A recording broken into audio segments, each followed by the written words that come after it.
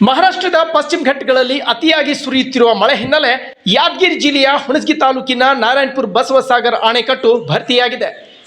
ಕೃಷ್ಣಾ ನದಿಗೆ 1 ಲಕ್ಷಕ್ಕೂ ಹೆಚ್ಚು ಕ್ಯೂಸೆಕ್ ನೀರು ಹರಿಬಿಡಲಾಗುತ್ತಿದ್ದು ಕೃಷ್ಣೆಯ ಒಡಲು ಭರ್ಗರೆಯುತ್ತಿದೆ.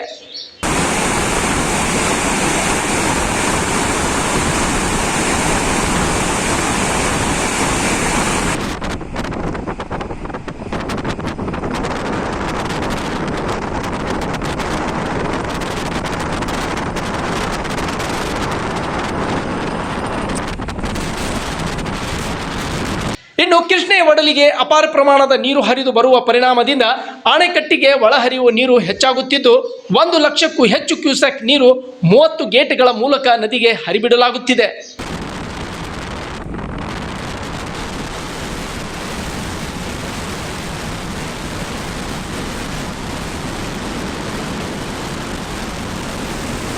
ಇನ್ನು ನದಿ ಪಾತ್ರದ ಗ್ರಾಮಗಳಾದ ಜುಮ್ಲಾಪುರ್, ಬಂಡೋಳಿ, ತಿಂತಣಿ, ಬೆಂಚಿಗಡ್ಡಿ, ದೇವರಗಡ್ಡಿ, ಮೇಲಿನಗಡ್ಡಿ, ನೀಲಕಂಠ, ರಾಯನಗಡ್ಡಿ ಜನರಿಗೆ ಹಾಗೂ ಮೀನುಗಾರರಿಗೆ ನದಿ ತೀರದ ಕಡೆಗೆ ಹೋಗದಂತೆ ಹಾಗೂ ಸುರಕ್ಷಿತವಾಗಿ ಇರಲು ಜಿಲ್ಲಾಡಳಿತ ಕಟ್ಟುನಿಟ್ಟಿನ ಸೂಚನೆ ಹೊರಡಿಸಿದೆ ಎಂದು ಅಧಿಕಾರಿಗಳ ಮೂಲದಿಂದ ತಿಳಿದು ಬಂದಿದೆ.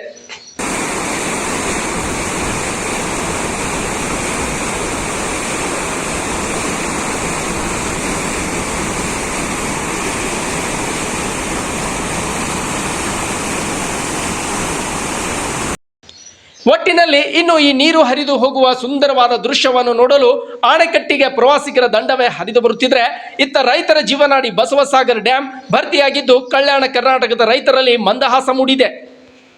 Suraj Risaldar, news desk, tsunami TV, Muddebihal.